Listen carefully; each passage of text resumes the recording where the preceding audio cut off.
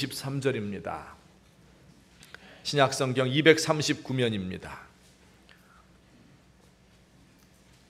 로마서 1장 18절로 23절 한 절씩 교독합니다.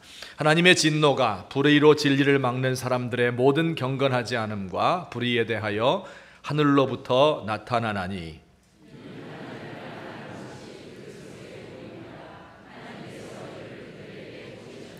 창세로부터 그의 보이지 아니하는 것들 곧 그의 영원하신 능력과 신성이 그가 만드신 만물에 분명히 보여 알려졌나니 그러므로 그들이 핑계하지 못할지니라.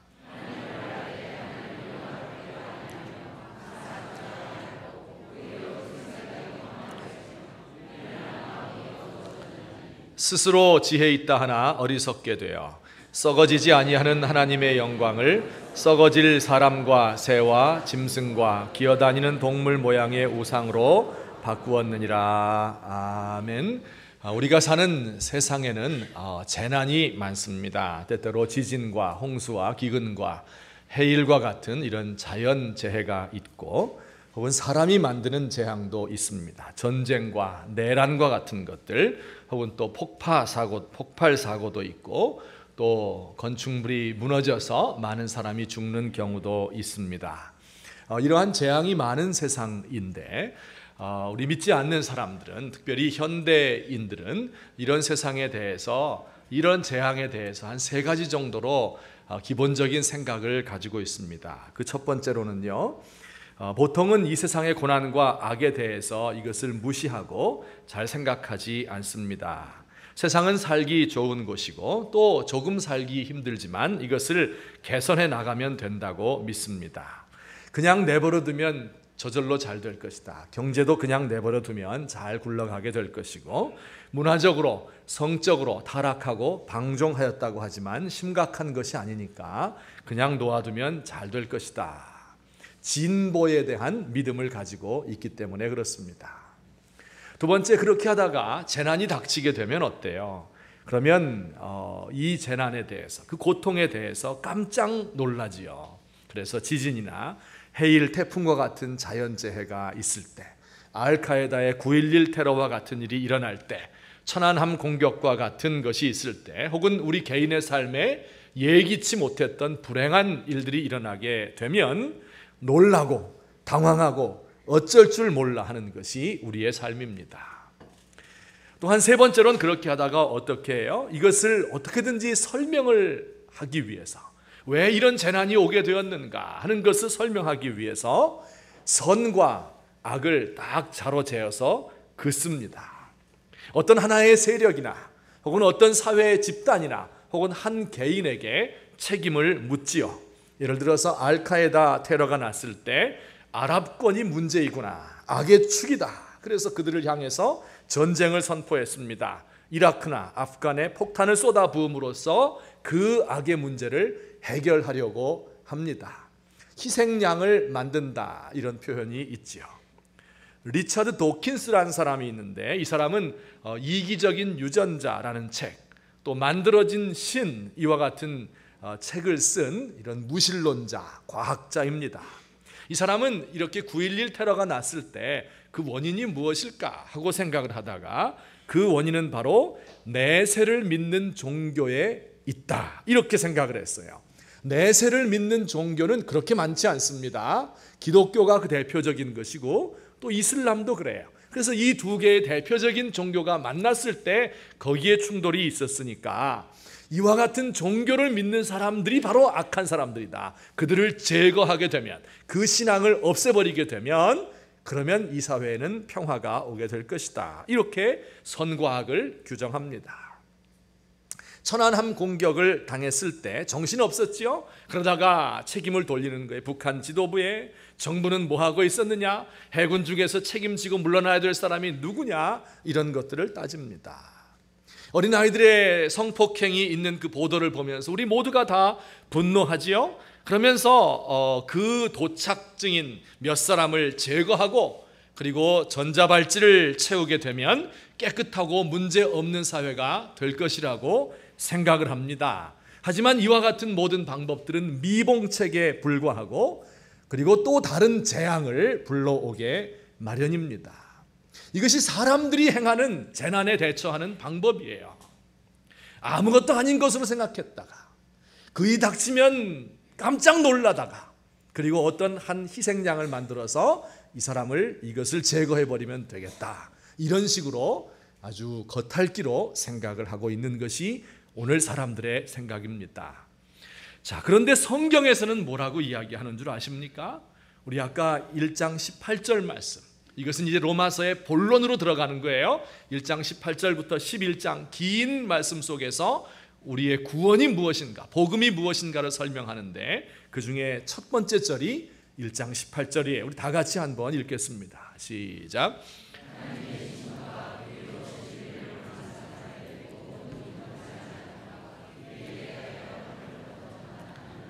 하나님의 진노가 나타나고 있다 하는 말로 이 로마서의 본론이 시작되는 겁니다. 하나님께서 하늘에서 분노하고 있기 때문에 이와 같은 재앙들이 이 땅 위에 있는 것이다.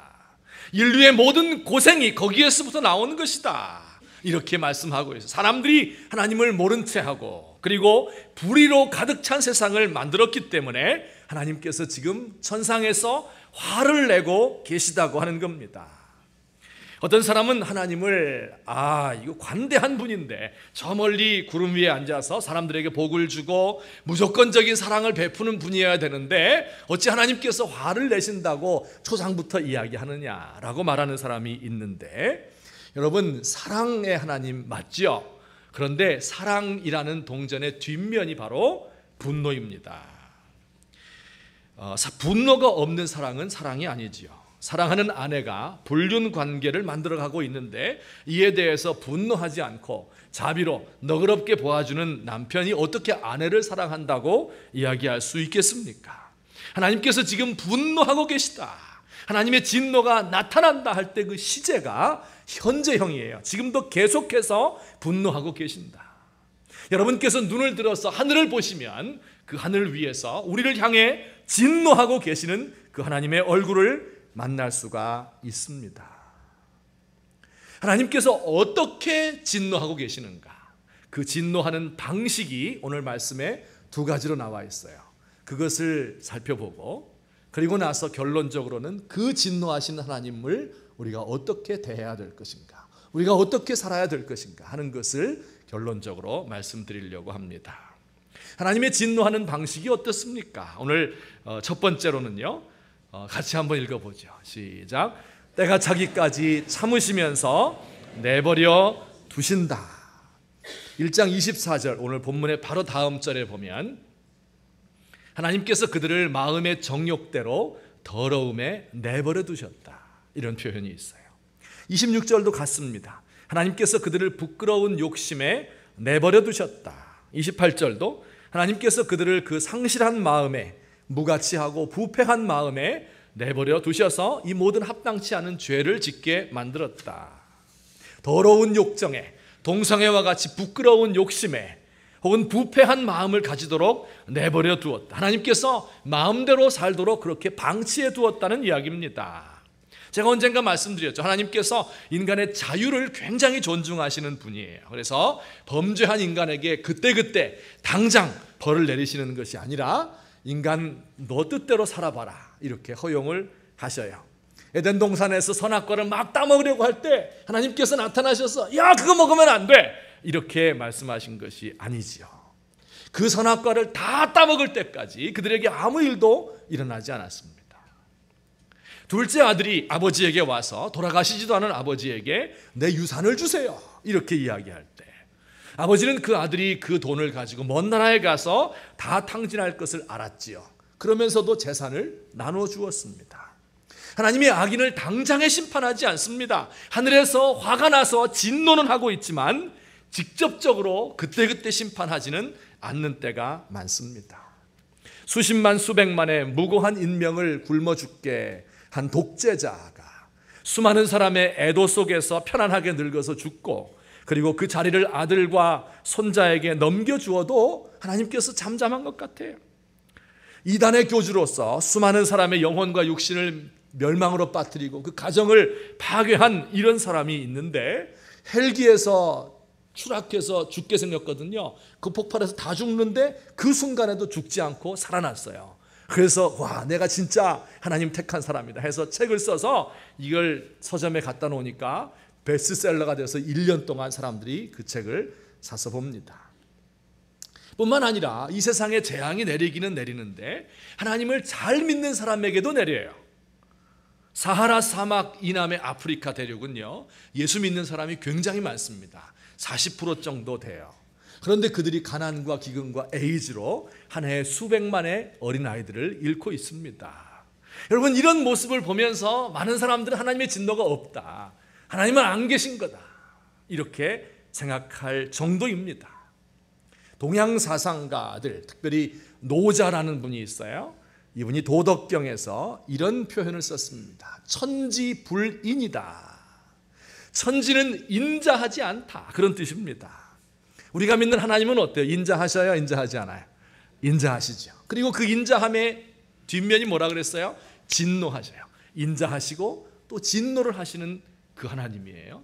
그런데 이 노자 선생님은 뭐라 그랬냐면, 이 천지는 인자한 것이 없다. 그냥 자연이 때가 되면 재앙을 내리고 때가 되면 지진이 올 뿐이지 여기에 하나님이 개입하지 않는다, 이런 식으로 이야기를 해서 많은 사람이 그리로 따라가고 있을 정도입니다. 그러나 오늘 성경은 분명히 말합니다. 하나님께서 내어버려 두셨기 때문에 그렇게 된 것이지, 하늘에서 하나님이 진노하고 있다는 거예요. 하나님이 사람들에게 그저 너희들에게 마음대로 살아보라 내어버리고 그리고 참고 인내하고 있기 때문에 마치 세상에 재난이 없는 것처럼, 그리고 악한 사람이 벌을 받지도 않고 때로는 선한 사람이 징계를 받는 것 같은 그런 모습을 우리가 볼 수 있지만, 성경에서 분명히 말씀하시기를 하나님의 진노가 나타나고 있다고 이야기를 합니다. 여러분, 우리가 자녀들을 키우다가 어렸을 적에 재미나게 잘 키우다가 사춘기에 들어서면 반드시 이 아이가 문제를 일으키고 말썽을 부립니다.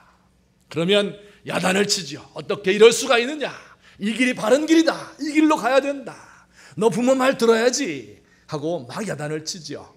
한 1년 동안 야단치다 보면 어떻게 돼요? 그 다음에 1년 지나면 맨 마지막에 모든 부모가 공통적으로 하는 말이 있습니다. 그게 뭐예요? 그래, 네 마음대로 해봐라 이놈아. 이게 부모가 하는 말이에요. 그렇다고 해서 부모님이 지금 기분 좋아서 그래, 네 마음대로 해봐라, 다 도와줄게, 그런 뜻입니까? 그거 아니죠. 화가 나 있는 거예요. 그런데 네 마음대로 한번 해보라는 거예요. 되나 안 되나 보자는 겁니다. 하나님께서 지금 우리에게 이와 같은 마음을 가지고 있다는 거예요. 두고 보자 하면서 심판의 날까지 차곡차곡 쌓아놓고 인내하고 있어요. 은밀한 중에 우리가 행하는 죄들을 다 기억하고 수첩에 적어놓고 계십니다. 그러니까 여러분들 잘 생각하셔야 됩니다. 특별히 잘 되는 분들이 있죠. 아무 걱정 없이 잘 살고 있는 분들 생각을 잘 해봐야 돼요. 이게 내가 하나님께 진짜 충성하고 하나님 마음에 합한 사람이 되어서, 야, 내가 너 진짜 사랑해, 진짜 복 줄게, 이렇게 하면서 복을 주시는 건지, 아니면 네 마음대로 한번 해봐라 이렇게 내버려 두고 계신 건지, 이것을 판단해 보아야 합니다. 죄를 지으면서도 탈로가 나지 않아서 안도하고 있는 분들이 있죠. 다행이다. 여러분, 탈로 나는 것이 복인 줄로 아시기 바랍니다. 계속 화를 쌓아두어서 더 큰 일이 되어 돌아올 수 있기 때문에 그렇습니다. 죄 가운데 뒹굴며 정욕대로 살고 다른 사람을 괴롭히면서 알지 못하고 헛된 것을 추구하면서 의미 있는 삶을 사는 척하고 부끄러운 삶을 살면서도 부끄러운 줄 모르는 그 삶 자체가 우리가 하나님의 진노를 받고 있다 하는 증거인 것입니다. 이게 첫 번째로 하나님께서 우리에게 진노를 표현하시는 방법이에요. 내버려 두신다. 두 번째 방법이 있습니다. 뭘까요? 아시겠죠? 시작. 심판의 날이 있다는 거예요. 눈에 보이도록 심판하는 날이 있다는 겁니다. 2장 5절 다 같이 시작. 다만 내 고집과 회개하지 아니한 마음을 따라 진노의 날 곧 하나님의 의로우신 심판이 나타나는 그날에 임할 진노를 내게 쌓는도다. 진노를 쌓고 있다는 거예요. 하나님의 의로우신 심판이 언젠가 나타나는데 그날을 뭐라고 불러요? 진노의 날이다. 지금은 하나님께서 하늘 위에서 우리를 향해서 진노하는 마음을 가지고 있어요. 그런데 언젠가 때가 되면, 그 날이 오게 되면 심판이 임하게 된대요. 심판에는요, 두 가지가 있습니다. 첫 번째 심판은 최후의 심판이죠. 그죠? 예수님께서 이 땅 위에 재림하시고 인간의 역사는 다 끝납니다. 그리고 모든 죽었던 사람들이 살아나서 하나님의 공의의 심판을 받게 돼요. 전요, 이 하나님의 심판을 받게 되는 그 진노의 날이 있다 하는 것을 생각하게 되면 너무너무 기뻐요. 신이 납니다. 왜 그래요? 날 괴롭혔던 사람들, 날 힘들게 했던 사람들, 손해 입힌 사람들, 뒤에서 나쁜 말한 인간들, 이거 다 심판받을 거잖아요. 그죠? 그러니까 얼마나 신나는지 몰라요. 그래서 제가 잠시 동안 할렐루야 기쁩니다. 근데 잠시 뒤에 야, 이거 큰일 났다, 겁이 나요. 왜 그러냐면 제가 사람들 몰래 지었던 죄들이 다 드러날 거 아니에요. 2장 16절에 하나님이 그날에 사람들의 은밀한 것을 심판하신다, 그렇게 얘기했어요. 지금 제가 목사니까 폼 잡고 이렇게 설교도 하고 사람들의 존경도 받고 여러분이 생각하기에 저거 죄인이야 이렇게 생각돼요? 아니면 참 훌륭한 분이야 이렇게 생각하시잖아요. 그런데 나중에 이게 다 드러나게 되면 얼마나 부끄러워요. 어떻게 얼굴을 들고 다니나. 당신 좋게 봤는데 그런 사람이었어? 이렇게 이야기할 것 같아요. 특별히 가까운 사람들, 나를 믿고 존경하는 사람들, 가족들, 자녀들에게 굉장히 부끄러울 것 같습니다. 어떤 성도가 천국 가서 중국집에 갔습니다. 천국에 중국집이 있는지 몰라요? 갔더니 홀에서 물 떠다 주고 서빙하는데 가만히 보니까 장로님이에요. 아우, 장로님이 어떻게 이 홀에서 서빙을 하십니까? 참 반갑기도 하지만 참 안 됐기도 했어요. 그래서 서로 대화를 나누다가, 그런데 혹시 장 목사님 못 봤습니까? 예, 배달 나갔습니다. 아휴, 이건 내가 사실 생각할 때 무시하고 아무렇게나 대하고 별로 가치가 없다고 생각했던 그 사람들, 이런 것도 하나 할 줄 모르면서 말이야 막 하면서 야단쳤던 우리 부목사님들, 전도사님들, 막 이런 사람들이 나중에 가보니까 저 위에 있어요. 야, 그러면 어떻게 될까?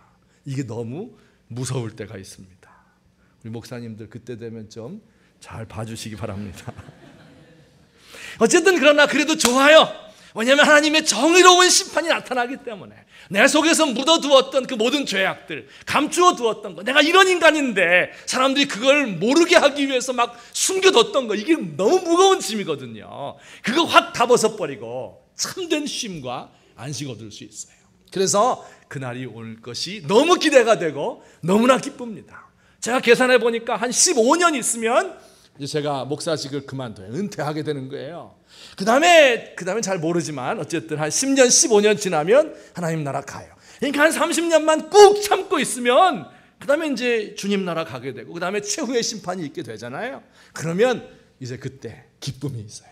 정의가 나타나요. 이런 즐거움이 있어요. 그래서 그날을 그리면서 마음에 기다리고 있습니다. 아멘. 아멘이 잘 없으신 것 같아요. 가시기 싫어하시는 분도 있어요. 자, 그 다음에 두 번째 심판이 어떤 거예요? 첫 번째 심판은 이제 마지막 날에 있는 최후의 심판이라면, 두 번째 심판은 역사 속에서 우리 사는 세상 안에서도 심판이 있어요. 하나님의 심판이 역사 안에서도 간혹 가다가 나타납니다. 그건 언제냐 하면 죄가 너무 가득 차 있기 때문에 하나님이 도저히 묵과할 수 없을 때, 참다 못 참겠다 할 때 심판이 나타납니다. 여러분, 우리가 사는 시대가 다 똑같은 것 같아도 아니에요. 죄가 덜한 시대가 있고 죄가 꽉 찬 시대가 있습니다. 성경에 창세기 15장에 이런 표현이 있어요. 우리 다 같이 읽습니다. 시작.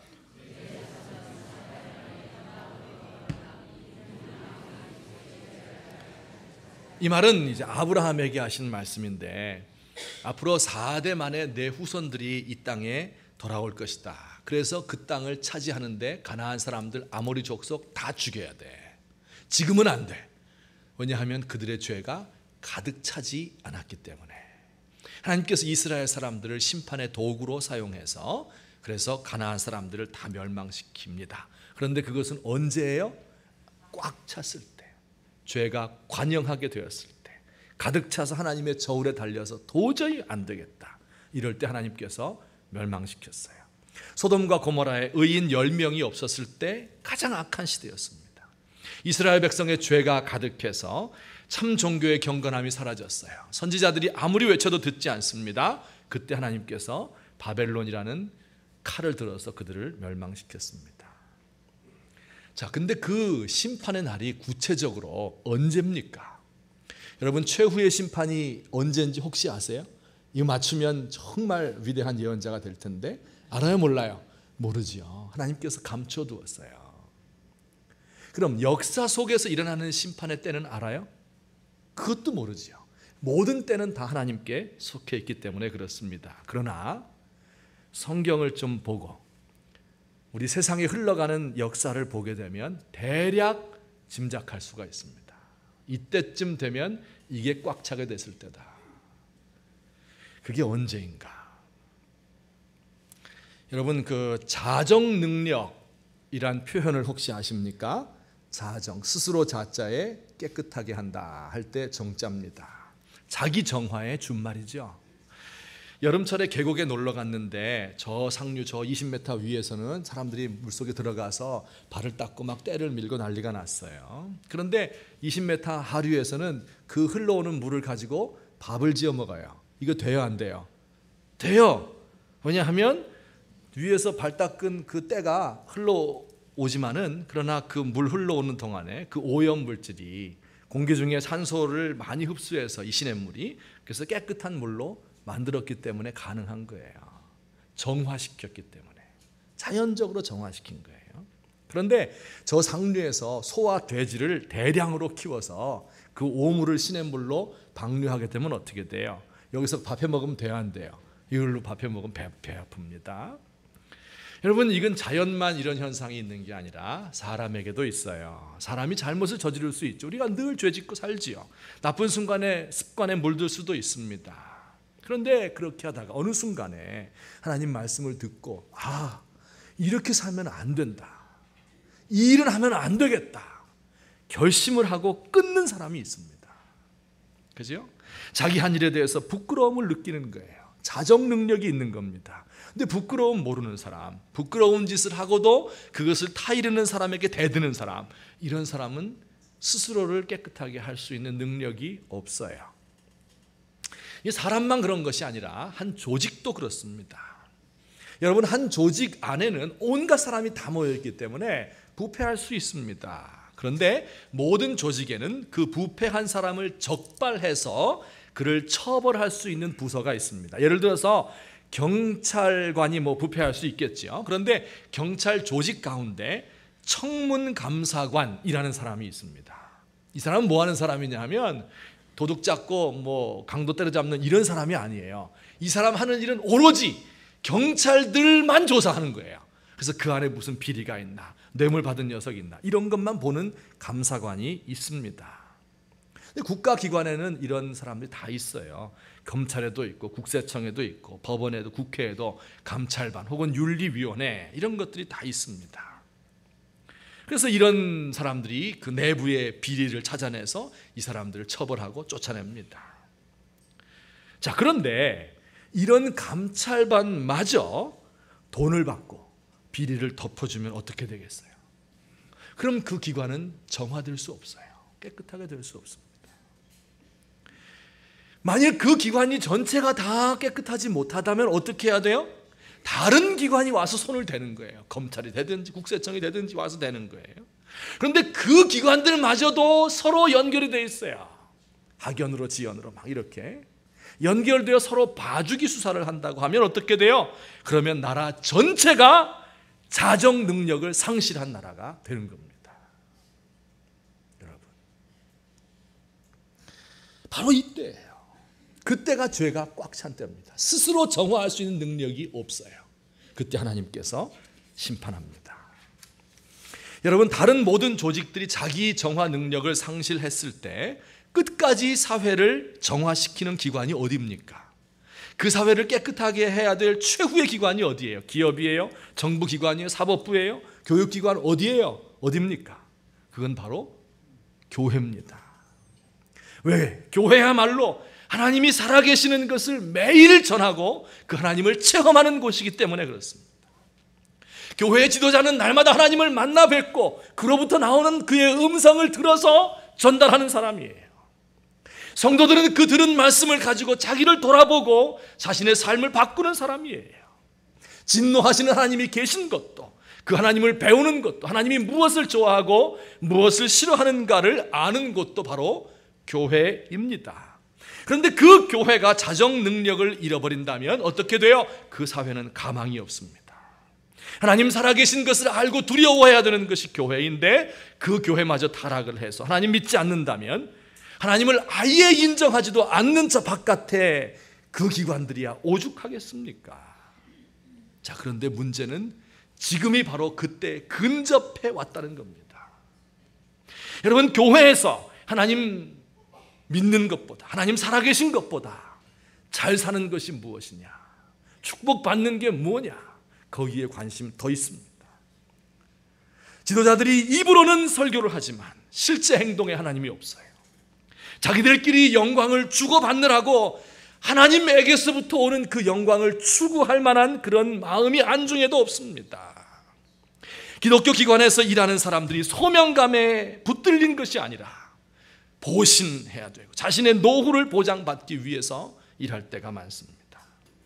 성도들이 하나님의 말씀에 근거해서 자기를 돌아보는 것보다는 교회에 안 나오면 벌 받을까 봐 가끔씩 나와서 졸고 앉아 있을 때가 있습니다. 이 얘기 들으니까 싹 달아나죠? 하나님께서 지금 하늘에서 진노하고 계시다는 거예요. 이것이 바로 우리 이 시대를 향해서 진노하고 계신 겁니다. 하나님께서 환한 얼굴을, 화가 가득한 얼굴을 우리를 향해서 내려다보고 있는 거예요. 얼마만큼 자정 능력이 있는가. 교회가 과연 그 사이에, 그 사회 안에서 하나님의 뜻을 전달할 수 있는 기구가 되고 있는가 하는 것을 고통스러운 마음으로 보고 계십니다. 오늘 저와 여러분이 은밀한 죄를 짓게 되면, 그리고 이것을 회개하지 않으면 내일은 우리 교회가 더럽게 될 겁니다. 만약에 오늘 우리 교회가 이 사회에서 자정해야 되는 그런 능력을 상실하게 된다면 내일은 이 민족이 망하게 될 것입니다. 우리 사랑하는 귀한 성도님들, 우리 하나님께서 오늘 우리에게 어떤 마음을 가지고 어떤 얼굴을 가지고 우리에게 대하고 계신가 하는 것을 직시할 수 있는 이 아침 되시기를 우리 주님의 이름으로 축원합니다. 아멘.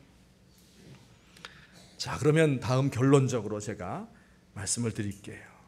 그 하나님 진노하시는 분이에요. 지금도 진노하고 계시고 앞으로 더 큰 심판이 우리 역사 가운데, 그리고 최후의 심판도 있을 겁니다. 어떻게 하면 그 진노를 막을 수 있을까요? 어떻게 하면 그 재앙을 피하고 이것을 늦출 수 있을까요? 성경이 답을 합니다. 로마서 5장 9절, 나중에 5장 배울 때 또 이야기가 될 텐데 오늘 앞당겨서 말씀을 드립니다. 5장 9절 시작.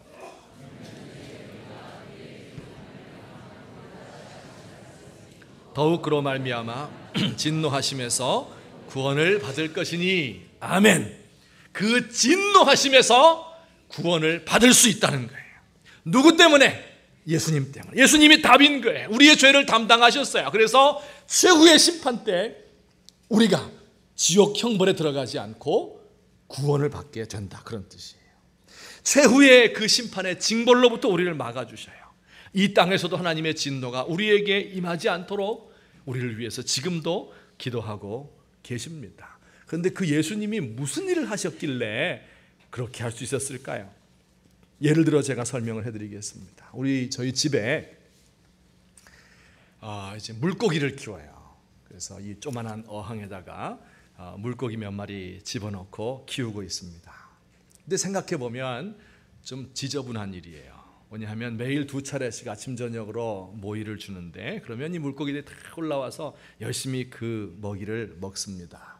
그리고 좀 있으면 어떻게 하겠어요? 그거 다 소화시켜 가지고 똥 싸지 않겠습니까? 그러면 제 똥이 둥둥 떠다니는 곳에서 헤엄치며 놀아야 되는 거예요.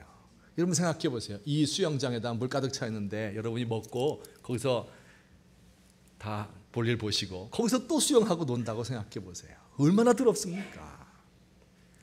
근데 그 어항의 한쪽에 조그만한 기계를 달아 놓았어요. 기계는 2가지 역할을 해요. 물이 그 기계 속으로 들어가게 되면 그 안에 필터가 있어서 그 오물을 걸러냅니다. 그리고 나갈 때는 공기방울을 내뿜어서 물에 산소가 더 많이 녹아 들어갈 수 있도록 합니다. 만일 이 기계가 없었으면 어땠을까요? 며칠 못 가서 그 어항은 오물로 인해서 물고기가 절대 살 수 없는 곳이 되고 맙니다. 제가 가끔 가다가 그 기계를 열어보면 온갖 더러운 것들이 그 필터에 잔뜩 달라붙어 있습니다. 여러분, 이게 예수님께서 우리 위해서 하신 일이에요. 우리가 사는 이 지구는요, 인간의 죄 때문에 사람 살 수 있는 곳이 아닙니다. 온갖 악과 부조리로 무너졌어도 여러 번 무너졌어야 됩니다. 왜 그래요? 사람들이 먹고 싸서 그래요. 죄를 먹고 악을 싸기 때문에 그렇습니다. 예수님께서 필터와 같은 역할을 하셨어요. 그래서 우리 인간이 가지고 있는 모든 더러운 것들이 예수님을 통과하면서 더러운 것들이 예수님 속에 쌓이고, 그리고 나올 때는 깨끗한 물이 되어서 신선한 공기방으로 공급해 주시는 그런 예수님이 된 겁니다. 우리의 고통과 질병과 어리석음과 멍청한 것과 반역하는 이러한 모든 악을 주님이 짊어지신 희생양이 된 것입니다. 여러분, 우리 주님께서 이 땅에 오셔서 나 환자를 만졌습니다. 나 환자는, 문둥병 환자는 전염력이 있고, 그리고 무엇보다도 종교적으로 부정한 사람들이에요. 예수님께서 그 사람 때문에 부정하게 된 것이 아니라 그 나 환자가 예수님 때문에 깨끗함을 입었습니다. 유출병 있는 여인, 역시 더러운 여인입니다. 예수님의 뒤로 와서 예수님의 옷을 만졌을 때 그 여자의 더러움이 예수님에게는 전가됐지만, 그러나 그 예수님에게서부터 나오는 깨끗한 것이 그의 질병을 낫게 했습니다. 세리와 죄인들과 함께 식사함으로 세리와 죄인들이 가지고 있던 그 모든 오명은 예수님이 덮었었지만, 그러나 이들이 새 삶을 얻었습니다. 창기를 만나서 예수님이 그의 유혹에 넘어간 것이 아니라 창기를 회개시켜서 하나님 나라 백성을 만들었습니다. 여러분, 이런 일을 자꾸 하다 보니까 어때요? 그 몸에, 그의 예수님의 몸에 말이에요, 죄 같은 이런 덩어리들이 막 붙어 있게 된 겁니다. 그리고 예수님이 죄악 덩어리가 되어서, 그래서 하나님께서 예수님에게 진노를 내릴 수밖에 없어요. 너무 더럽기 때문에. 그 하나님의 진노가 예수님의 한 몸에 오롯이 임한 겁니다. 그래서 예수님께서 십자가에서 죽었어요. 그래서 우리가 깨끗함을 얻게 된 것입니다. 여러분, 저와 여러분이 이 예수님 앞에 우리의 모든 더러운 것 있으면 가지고 나오시기를 주의 이름으로 축원합니다. 그 예수님을 통과하게 될 때, 그 예수님의 옷가지를 만지게 될 때, 그 예수님과 대화하게 될 때 우리의 마음이 정결해지고 깨끗해지는 이런 역사가 일어나게 되는 줄로 믿습니다. 또한 한 걸음 더 나아가서 우리 사람들이 예수님과 같은 역할을 해야 돼요. 이 사회에서 그런 필터와 같은 역할을 해야 됩니다. 이 사회가 안고 있는 그 모든 고통과 죄악을 정화시키는 그런 일들을 우리가 감당해야 됩니다. 제가 생각해 보니까 아마 주부들, 전업주부들이 바로 그런 일을 하는 사람이 아닌가 생각이 됩니다. 남편 뒷바라지하고 박봉의 애들 키우느라고 노력을 하지요. 자기 위해서는 전혀 돈을 쓰지 않습니다. 바자회 가서 1,000원짜리, 2,000원짜리 옷 사서 입고, 10,000원짜리 한 장 자기 자신을 위해서 썼을 때는 부들부들 떨다가 이거 쓰고 나서는 죄책감에 시달리지요. 언제 들이닥칠지 모르는 남편들, 이것도 무슨 자존심이라고 밥 먹고 들어간다 안 먹고 들어간다 전화를 또 안 해요. 이래가지고 언제 올지 모르는 이 남편들, 또 자식들 밥을 많이 해놔야 돼요. 그러다 보면 항상 주부들은 찬밥을 먹게 됩니다. 공을 알아주지 않습니다. 남편은 제 잘난 맛에 잘된 걸로 알아요. 자식들은 조금 잘하게 되면 엄마가 뭘 한다고 하면서 무시합니다. 1년에 한 번씩 다가오는 날이 있어요. 그 엄마를 보상해주고 칭찬해주는 날이 있어요. 엄마 생일날입니다. 그러면 생일 케이크를 사와서 노래 한번 불러주고 온 가족이 나누어 먹습니다. 그 파티가 끝나면 그 접시를 닦아야 되는 사람은 또 그 주부입니다. 그러면서도 늘 웃음으로 그것을 억울해하지 않고 그 모든 공은 남편이 가지세요. 자녀들 잘하는 것만 봐도 기뻐요. 이런 주부들이 없다면 우리의 가정이 설 수 있겠습니까? 여러분, 어떤 사람은 회사에 나가보니까 말단이에요. 어려운 일, 하기 싫은 일, 굳은 일 다 합니다. 뒤지닥거리하고 뒷설거지하고 무슨 일 있으면 맨 마지막까지 남아서 다 정리하고 불 끄고 가야 돼요. 이 사람은 필경 그 다음날 아침에 제일 일찍 나와서 불 켜야 되는 사람이에요. 이름도 없이 빛도 없이 살아가는 사람이에요. 남이 알아주지 않습니다. 왜요? 그 모든 잘한 공은 상사가 다 가져가기 때문에 그렇습니다. 여러분, 이런 사람이에요. 이게 예수 믿는 사람이라며. 고통받는 사람, 상처가 많은 사람들, 그 사람이 나를 만나고 나를 통과하게 되면 그 고통은 나에게 쌓이고 내 속에서 나가는 신선한 산소 때문에 그 사람이 나음을 얻는 거예요. 두 사람이 서로 다투고 있을 때 이 사람들을 중재하려 하면 양쪽에서 욕을 먹지요. 내가 먼저 미안합니다, 사과를 하고 그러면 평화가 찾아오게 되는 거예요. 그럴 때 내 마음은 썩어 들어가지요. 고통 때문에. 죄 짓고자 하는 사람이 나와서 나와 대화하고 내 삶을 통해서 그가 죄에서 멀어지게 돼요. 진정한 기쁨과 만족을 얻게 되지요. 하지만 나는 힘들어져요. 내 안에 고통이 쌓이는 것을 느낄 수 있습니다. 마치 어항의 필터에 오물들이 달라붙어 있는 것, 끈적끈적한 슬러지가 들러붙어 있을 때가 있어요. 그런데 바로 이런 사람 때문에 물고기들이 죽지 않고 우리 사회가 이만큼 지탱되고 있다 하는 것을 기억해야 돼요. 이건 너무 억울한 것이 아니냐? 왜 사람이 이렇게 살아야 되느냐? 정당하게 정의롭게 대접받고 평등하게 살아야지. 왜 이렇게 살아야 되느냐? 왜 그렇게 살아야 돼요? 이것이 바로 예수님을 따라가는 삶이기 때문에 그렇습니다. 예수님께서 이런 삶을 사셨어요. 세상적인 기준으로 볼 때는 안타깝기도 하고 불공평한 것 같기도 하고 억울하기도 할 것 같습니다. 하지만 예수님께서 이런 삶을 통해서 그 하나님의 진노로부터 우리를 막아주셨습니다.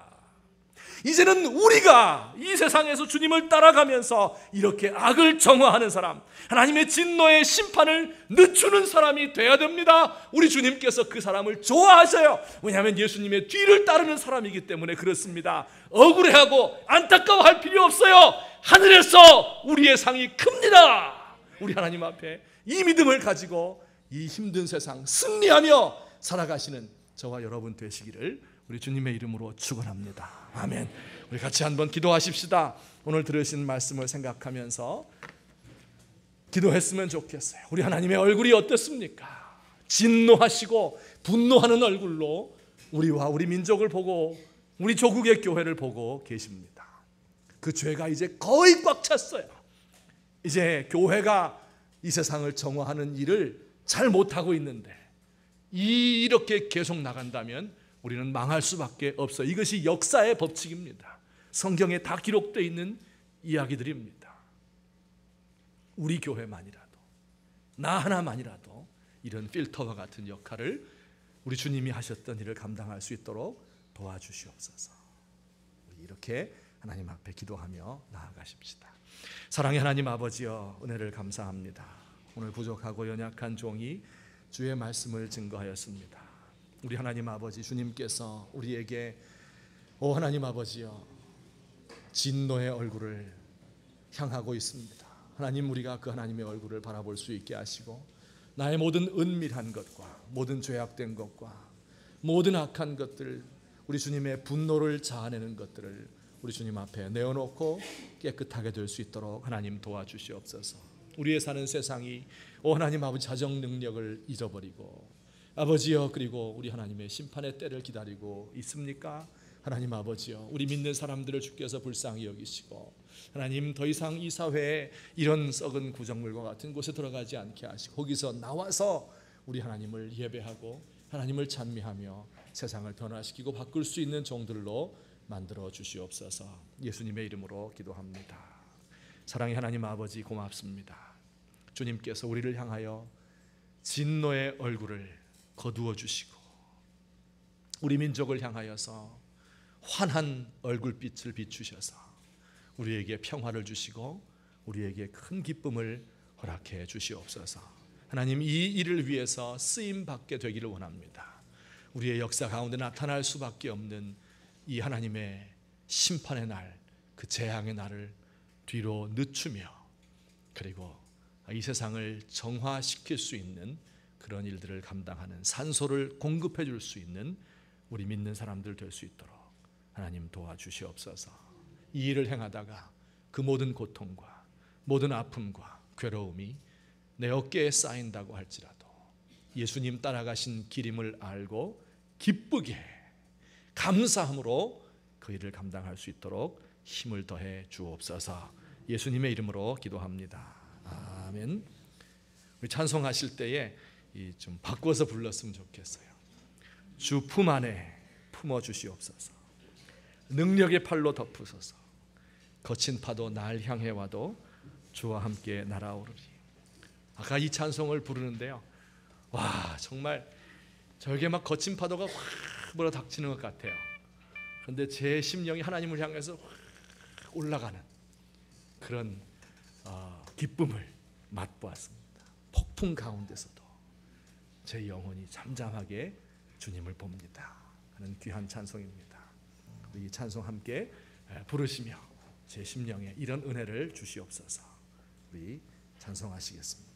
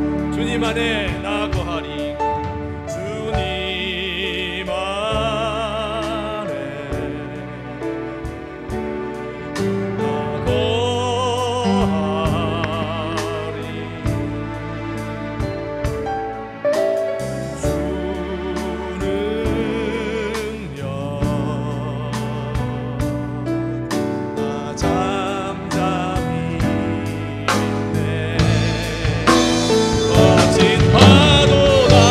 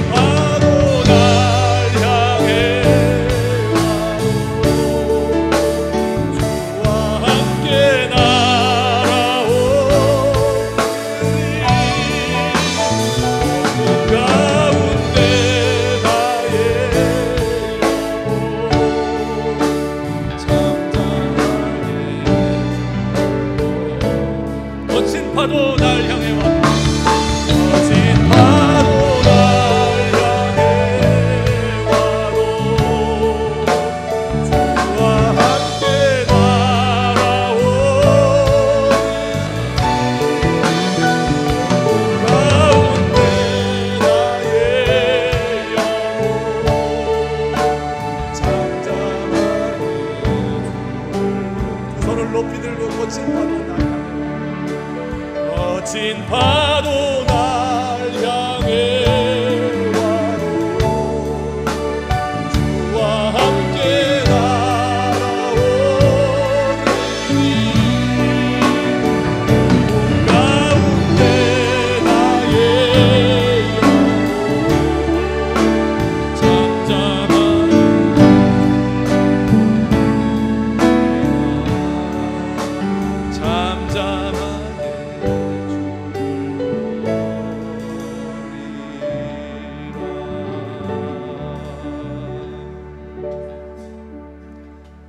하나님, 우리를 둘러싸고 있는 거친 파도 때문에 우리가 정신을 차릴 수가 없고 무엇이 옳은지 무엇이 그른지 혼란스러운 이 세대를 살며 우리의 마음에 원망과 불평이 가득 차고 우리 하나님의 뜻을 헤아리지 못하는 이런 삶을 살았습니다. 하나님, 이 죄인과 우리 모두의 죄악을 용서하시고 폭풍 가운데에서도 정의의 심판으로 우리에게 나타나시는 주님을 잠잠히 바라볼 수 있도록 하나님 도와주시옵소서.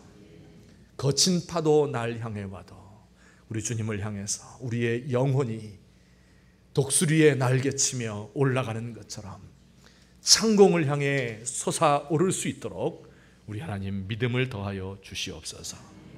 오늘도 주 앞에 예물 드린 사랑하는 종들의 손길과 그 가정과 사업과 직장에 큰 복을 허락하시며 먼저 우리의 심령이 강건하게 하시고 죄악을 물리치며 큰 기쁨이 넘쳐날 수 있도록 우리 하나님 도와주시옵소서. 이제는 우리 주 예수 그리스도의 은혜와 하나님 아버지의 사랑과 성령님의 교통하심이 오늘 이 시간 주님 앞에 나와 경배 찬양하며 우리 하나님의 진노하시는 그 얼굴을 바라보며 우리 주님의 날개 그늘 아래 피하고 그리고 우리가 이 세상에서 정화작용을 하여서 우리 하나님의 진노 돌이키기로 마음속에 작정 결심하는 주의 사랑하는 백성들 머리 위에 지금부터 영원토록 함께 계실지어다. 아멘.